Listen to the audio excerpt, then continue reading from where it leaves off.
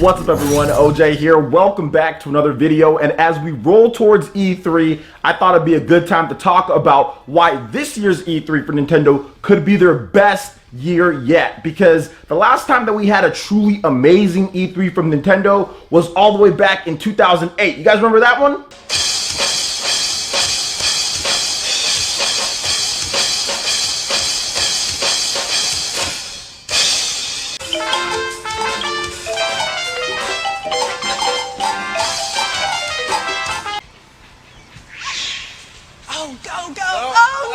Nah, I'm just joking with you guys, but that E3 was really funny to kind of look back, look back on like 10, 11 years later. It was actually a pretty funny E3, but it was horrible at the time. But no, the last one that we can really sit here and say that E3 was just amazing for Nintendo, and pretty much everybody agreed, was E3 2014. Now, I've liked other E3s since 2014. I thought last year's was okay because I'm a huge Smash Brothers fan. I love Xenoblade and I like Fire Emblem, and all of those games were at E3 last year, and even the year before. I thought it wasn't too bad either, with the first year that the Nintendo Switch was actually at a E3 because they skipped it before then. So I was a fan of that, but nothing really topped up or really matched up to what they did in 2014. I think that's when they just kind of killed it. They had The Legend of Zelda, they had Splatoon, they had Captain Toad. There was just so many games there. Bayonetta was there, Super Smash Brothers was there. Everybody was there. It was like Super Smash Bros. Ultimate, but for an E3. Like, they had everything there. There was so many great games that was showed off and everything. So I was really excited going into that one, but this one could have that mystique because Nintendo has so many games this year to detail and show. Because look, we know that Nintendo's already talked about how E3 this year, it's really going to be stuff that they've talked about, like 2019 games, right? So I don't think there's going to be like a ton of brand new game announcements, but I think we're going to get just enough new and some 2020 stuff mixed in with 2019 games that's going to make this E3 amazing, because not only are we going to get new announcements and new features for the games that are coming out, but they're all going to be out this year, or it's going to be focused on this year, which I think that Nintendo should get some points for that. They should get some extra points for that, because a lot of times with these E3s, it's a hype fest. It's who can hype you the most. Not exactly what games you're going to be playing sooner more than later, but who can hype you the most. So I want to see from Nintendo not only some hype for the future, some new things here and there, but also games that we're going to be playing this year. That's why I love what they're doing with some of the titles that I know are going to be detailed at E3, like Astral Chain. That game was announced at Nintendo Direct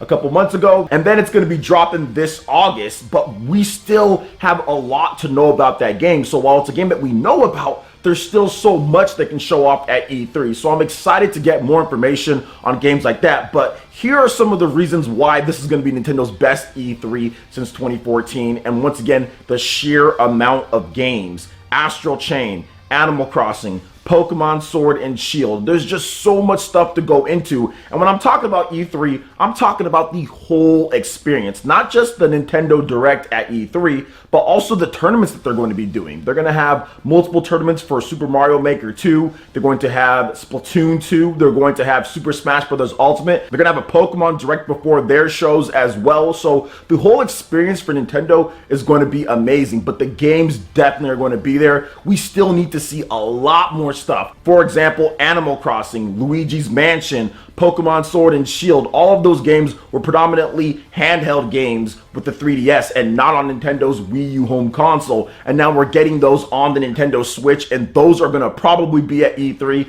since Nintendo is focusing on 2019 games. But I still feel that we're going to get a couple surprises in there. Last year we got Daemon X Machina, which was a huge surprise, kind of out of nowhere, especially because of the style and the look of the game. I think we can get a couple of those at this year's E3 as well. But if you look at what Nintendo's been doing at E3 every single year, it's kind of been like a slight build-up. Last year was a lot of Smash Brothers, which people did complain about, but this year there just seems to be just so much more stuff. But I do have a few different predictions here and there. Now, I will have an official prediction show where I go over what I think is like coming, but I do feel that this year's E3, why this one could be a big one, I think it's going to be the return of one of the fabled lost franchises that fans used to enjoy so much for Nintendo. And let me go over that real quick here, guys. So we have F-Zero, we have Kid Icarus, we also have Earthbound, and Golden Sun. Out of those 4 franchises, I feel it's ripe this year for Nintendo to revive one of those lost franchises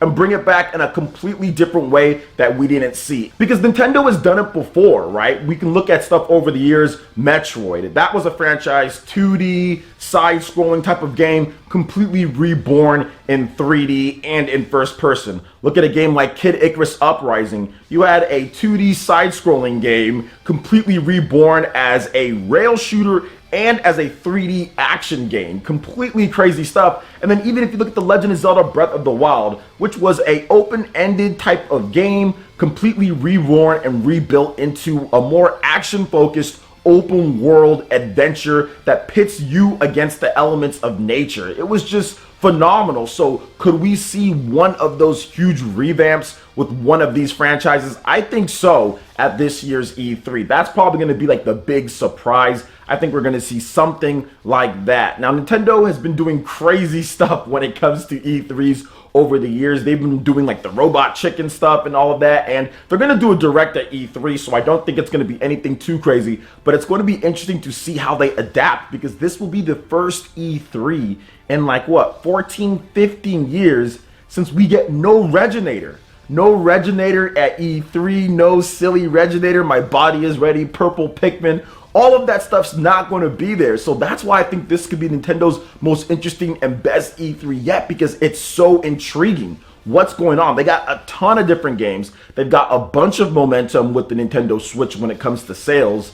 And who's going to be presenting it? How is Doug Bowser going to take the mantle from Reggie Fils-Aimé? There's just so many unknowns, which adds to the excitement, but also there's a lot of stuff that we do know about that we know is going to be there when it comes to it. So I'm really looking forward to all the different games going to be at this year's E3. Now, another thing that I want to see, or I think that we could see at this year's E3, why it makes it exciting, is because there's been a lot of rumors when it comes to some Western games here and there. You also have The Witcher 3, stuff like that that's been rumored going down. We know Panic Button's been hard at work on Doom Eternal and other games as well, but what else could we see? We need to know, what is Iron Galaxy up to? I know they were working on a Spyro PC port, Spyro Trilogy PC port. What else are they working on? I know we have Virtuos, there's Q-Lock, there's Shiver. There's so many people out there that are getting into that Switch development or have already been staples. And you know that there's going to be a couple other Western game ports that are going to be announced at this year's E3. And also Japanese game development too. Last year, we got a number of different things here. So I'm looking forward to like the layout and the preview of what Nintendo's going to be bringing. Last year, you got to remember, Paladins, Dragon Ball Fighters, Fortnite, all of that stuff was kind of just bam, put out there. It was leaked a little bit beforehand, but it was still put out there. These are pretty big titles. Stuff like Hollow Knight was announced and so many other things. So I think that this year's E3, we can definitely see a number of Japanese game development ports being brought over. We can see some new stuff. And also, I wouldn't be surprised if we saw some type of Mario plus Rabbids 2 or a new type of crossover game from the same team from Ubisoft who did Mario plus Rabbids. That game sold extremely well, and from what I understand, it's still the best-selling third-party game on the Nintendo Switch, which of course has Mario in it, so it's a little bit of an asterisk by the name, but still, Ubisoft did handle it, develop it, and it is a different style of game that really isn't a typical Nintendo type of game. A strategy RPG, all we really got is Fire Emblem for the most part, and Advance Wars is MIA, which hopefully we see some Advance Wars at some point. I know a lot of you guys want to see that franchise come back. But I mean, there's just so many cool things that are going down at this year's E3 with Nintendo. They have a lot of excitement heading into it. There's no Sony. Microsoft is going to have their thing with the probably next generation system. They have a 2-hour show, so it's going to be interesting to see what Microsoft does. But what if, speaking of Microsoft, what if there's some type of crossover or there's some type of new character announcement for Super Smash Bros.?